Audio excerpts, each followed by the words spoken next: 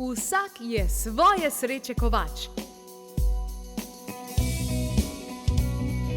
Dobrodošli v kovnici sreče in zdravja, klepet ob kavi.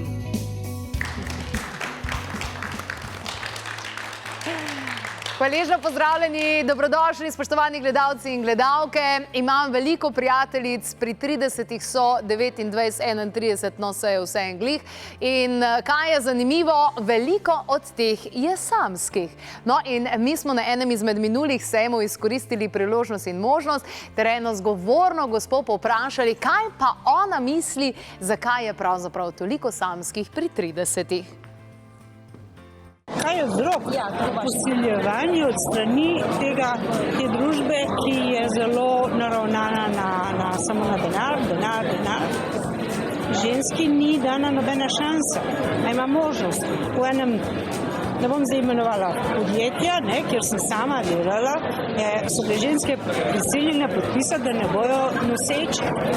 To je grozno, veste, to so strašne stvari in potem pa 30 letih, če se odloči za nosečnost, pa 40, ni več sposobna normalno rojevati, ker ima že toliko drugih bolečin in bolezni, težav, da je nevarnosti za njo in za otroka. Normalno, ženske so ambiciozne in hočejo doseči veliko v življenju in pač tako gre za življenje napredek. Za ženske je seveda zelo dobro, da imajo do 30. leta, ali vsaj okrog 30. da imajo otroke, ker kasneje pač vse riskiramo. Ja, hvala damam za tele odgovore. No, in nisem povedala enega zelo pomembnega dejstva. Med vsemi temi prijateljicami, ki so pri 30 in samske, bi lahko rekli na grobo, pa sicer tega ne počnemo, bi jih lahko dali v dva predala. Nekatere so srečno samske, druge pa nesrečno samske, v smislu, da čutijo pritisk in težo te družbe, ki jih dejansko sili v to, da bi pa zdaj že mogle biti, pa bi že moglo biti to.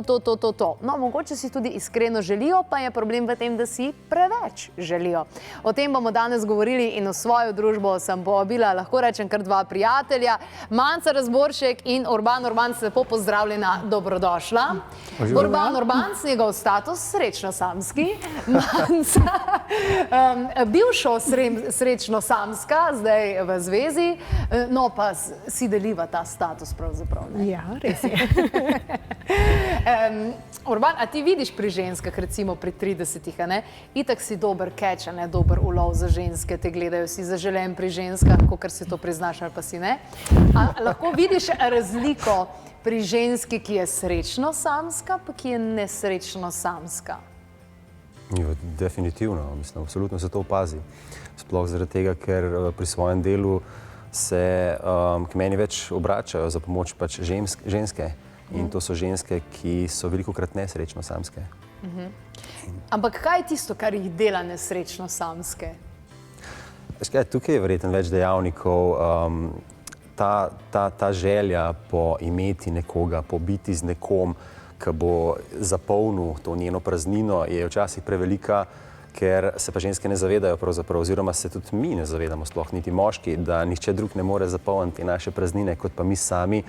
Bom rekel, jih življenje skoraj zanalašč malo kaznuje s tem pravzaprav, da jih pušča še bolj samske, zato ker dejansko življenje nas uči, da znamo biti sami s sabo in šele ko znamo biti sami s sabo, ko znamo sebe imeti resnično radi, takrat v svoje življenje, ne da bomo nekoga dobili, takrat bomo šele odprti postali pravzaprav, da bomo nekomu lahko sploh dopustili, da vstopi v naše življenje. Prej, ko bomo pa iskali, pozornost posvečali, zadnjič sem mi dogovorila že o željah, v bistvu, ko se mi nečesa oklepamo, ko si nečesa preveč močno želimo, se te stvari dejansko še bolj od nas oddaljujejo. Manca, spomnim se, ko sem sama po kar nekaj neuspelih, če lahko tako rečem, razmerjih, rekla, zdaj pa dost, zdaj grem pa sam še sama s sabo v razmerje. In je bilo to, dejansko, a bi mogle to ženske narediti? Ja, ne samo ženske, tudi moški. Ali sem lahko sam sebi najboljši partner ali pa najboljša partnerica, ker mi običajno pričakujemo od drugih ne, da bojo izpolnili naša pričakovanja, da bojo zapolnili tiste naše praznine in potrebe, ampak lahko sami zase poskrbimo in smo sami sebi najboljši partner. Ne. To je pa ena stvar, ki bi se jo moral pravzaprav vsak vprašati. Zdaj, samski ali pa ne samski. Ne. Samski imajo to super priložnost, da to se vprašajo v tistem času, ko so samski. Ne. Medtem ko tisti, ki so v vezi, pa lahko tudi pravzaprav se vprašajo, ali lahko jaz sem sam sebi najboljši partner oziroma partnerca.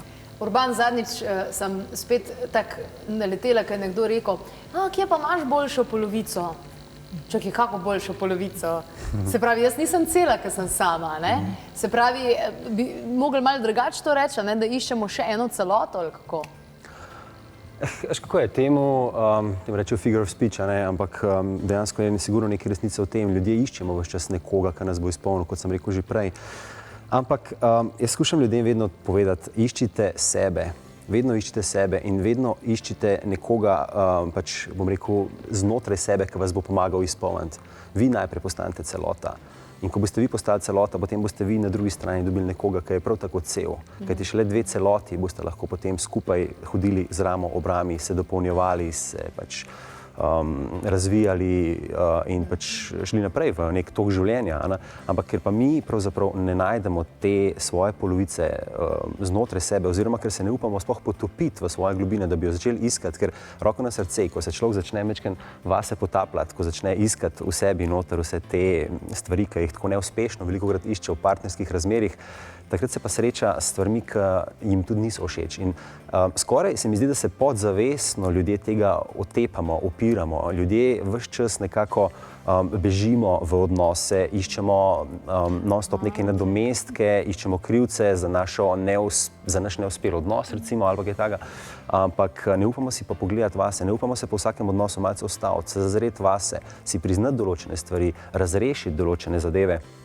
Pač raziskati, kaj je v nas morda tistega, kar nas je pač postavilo, da smo tukaj, kjer smo zdaj.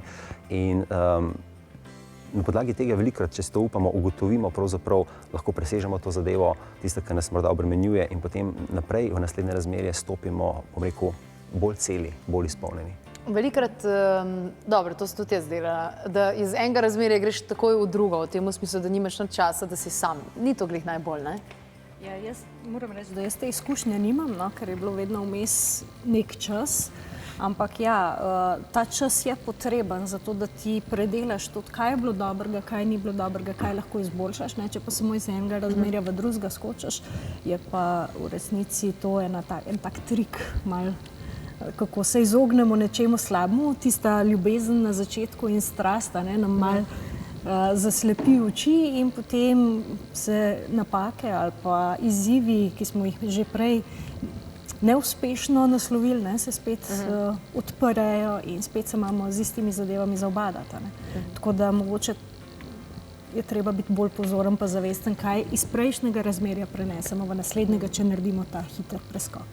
V nadaljevanju vprašam tudi, ali si lahko preveč želimo razmerja in potem s tem dejansko blokiramo same sebe. Tale trenutek pa dajmo preveriti aktualne dogodke.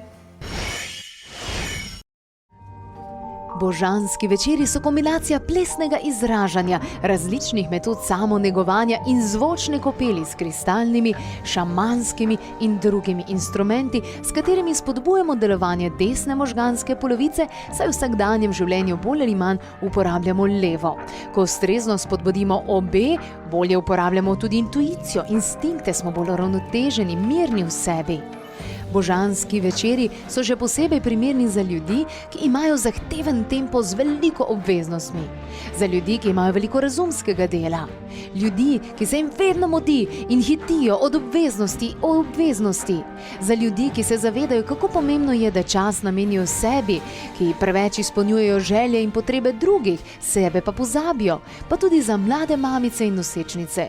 Vsak zadnji torek v mesecu v studiu Eviana v Trzin ob 18. uri.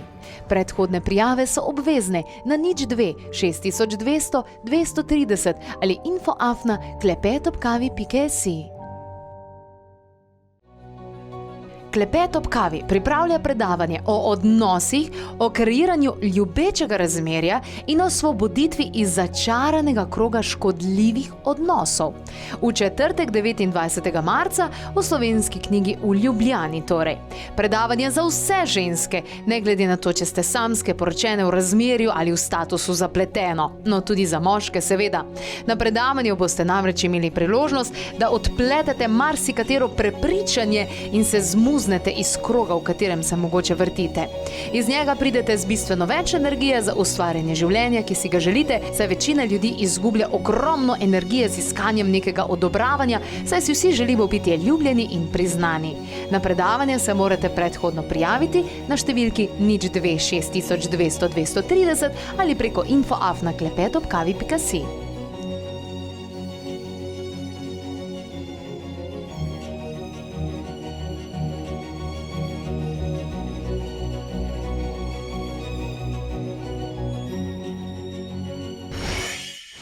Torej, danes govorimo o ljubezni, o samskosti, tisti srečni, pa tudi tisti nesrečni.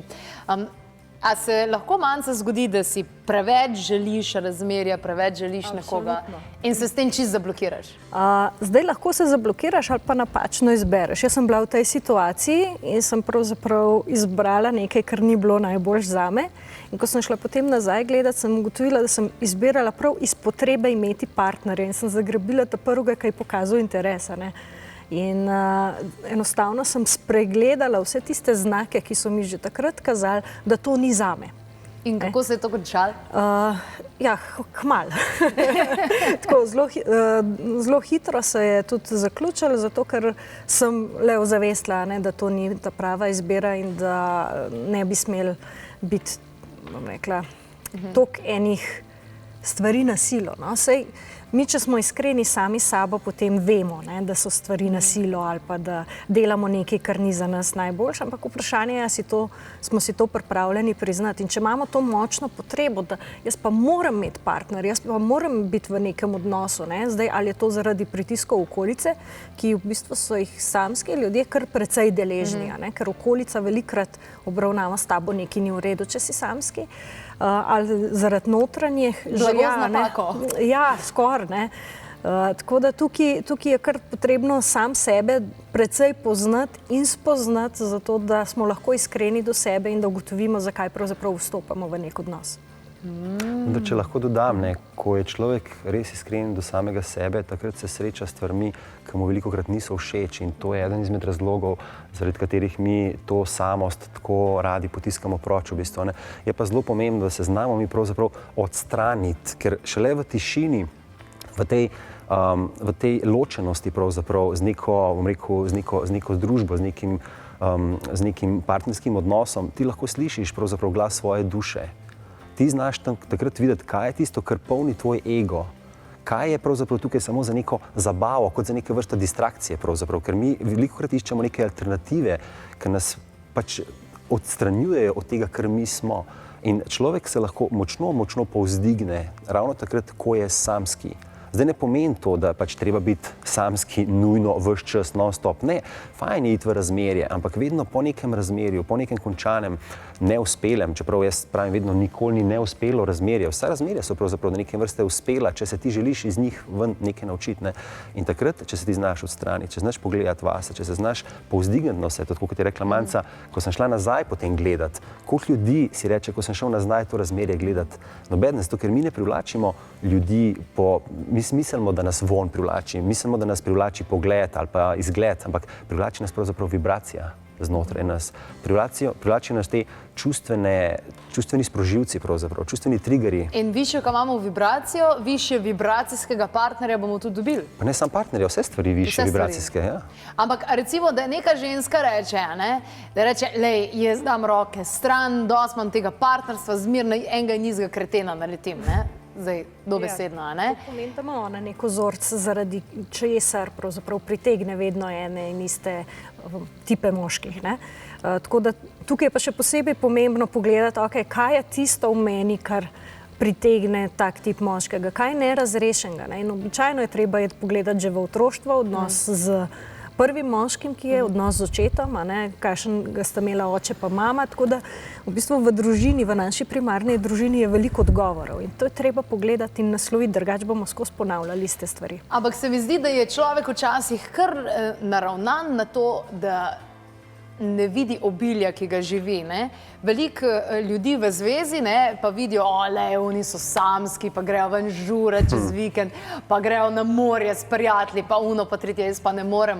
Oziroma samski rečejo, pa gresta skupaj v šoping, pa gresta skupaj na morje. Se mi zdi kar, da lahko hitro pademo v to, da ne vidimo priložnosti, ki jih ponuja. Kaj si ti, Urban, mogoče ugotovil, našel največ teh priložnosti v temu statusu samski?